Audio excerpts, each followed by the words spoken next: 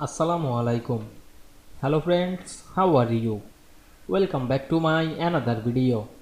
In this video, I am going to show you how to make a PDF print and copy only in Affinity Publisher.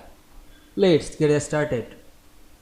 At first, we have to open a Affinity Publisher document. Now we want to make a PDF print and copy only. Firstly, go to the file menu and select the export option.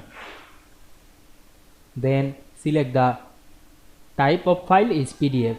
Then go to some down to this option and select the required password for modification and printing. Now I am select this option and enable the content modification or the enable copying of content. Then write your password. Now I am write my password. You can see your password. Click this I button. You can add the printer marks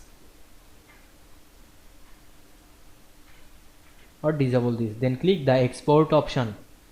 Then choose your file location and write your file name. Then click save option. Then wait some moment to exporting the file. Then go to our file location and check the file. We can see here the file.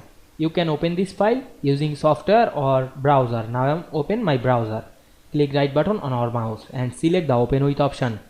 Now I am choose my Google Chrome browser. And we can see here the PDF file. You can print this PDF file or copying very easily. Select this text and copy this. Click right button on our mouse and copy the text.